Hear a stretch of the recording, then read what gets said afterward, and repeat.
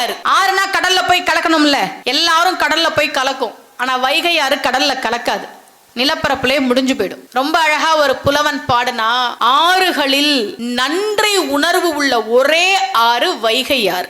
ஏன்னா வைகை ஆறு தோற்றுவித்தது யாரு? மீனாட்சி சொக்கநாத திருமணத்தின் போது குண்டோதரன் சாப்பிட்ட பிறகு அவன் தாகத்தை தணிப்பதற்காக வைகை என்று சிவபெருமான் சொல்ல அப்படி உருவானதானே வைகை.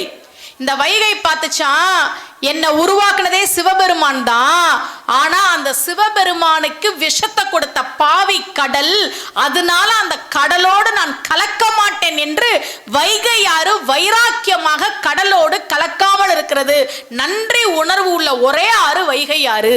கடல்ல கலக்காத ஒரே ஆறு வைகை ஆறு. ஆறுனா கடல்ல போய் கலக்கணும்ல, எல்லாரும் கடல்ல போய் கலக்கும். ஆனா வைகை ஆறு கடல்ல கலக்காது, நிலப்பரப்புலே முடிஞ்சு போயிடும். ரொம்ப அழகா ஒரு புலவன் பாடுனா, ஆறுகளில் நன்றி உணர்வு உள்ள ஒரே ஆறு வைகை ஆறு. ஏன்னா வைகை ஆறு தோற்றுவித்தது யாரு? மீனாட்சி சொக்கநாத திருமணத்தின் போது குண்டோதரன் சாப்பிட்ட பிறகு அவன் தாகத்தை தணிப்பதற்காக வைகை என்று சிவபெருமான் சொல்ல அப்படி உருவானதானே வைகை.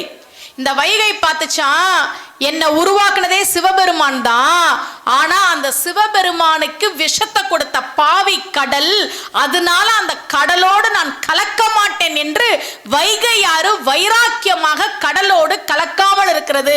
நன்றி உணர்வு உள்ள ஒரே ஆறு வைகை ஆறு. கடல்ல கலக்காத ஒரே ஆறு வைகை ஆறு. ஆறுனா கடல்ல போய் கலக்கணும்ல, எல்லாரும் கடல்ல போய் கலக்கும். ஆனா வைகை ஆறு கடல்ல கலக்காது, நிலப்பரப்புலே முடிஞ்சு போயிடும். ரொம்ப அழகா ஒரு புலவன் பாடுனா, ஆறுகளில் நன்றி உணர்வு உள்ள ஒரே ஆறு வைகை ஆறு. ஏன்னா வைகை ஆறு தோற்றுவித்தது யாரு? மீனாட்சி சொக்கநாத திருமணத்தின் போது குண்டோதரன் சாப்பிட்ட பிறகு அவன் தாகத்தை தணிப்பதற்காக வைகை என்று சிவபெருமான் சொல்ல அப்படி உருவானதானே வைகை. இந்த வைகை பார்த்துச்சான், என்ன உருவாக்குனதே சிவபெருமான் தான், ஆனா அந்த சிவபெருமானுக்கு விஷத்தை கொடுத்த பாவி கடல், அதனால அந்த கடலோடு நான் கலக்க மாட்டேன் என்று வைகை ஆறு வைராக்கியமாக கடலோடு கலக்காமல் இருக்கிறது. நன்றி உணர்வு உள்ள ஒரே ஆறு வைகை ஆறு. கடல்ல கலக்காத ஒரே ஆறு வைகை ஆறு. ஆறுனா கடல்ல போய் கலக்கணும்ல, எல்லாரும் கடல்ல போய் கலக்கும். ஆனா வைகை ஆறு கடல்ல கலக்காது, நிலப்பரப்புலே முடிஞ்சு போயிடும். ரொம்ப அழகா ஒரு புலவன் பாடுனா, ஆறுகளில் நன்றி உணர்வு உள்ள ஒரே ஆறு வைகை ஆறு.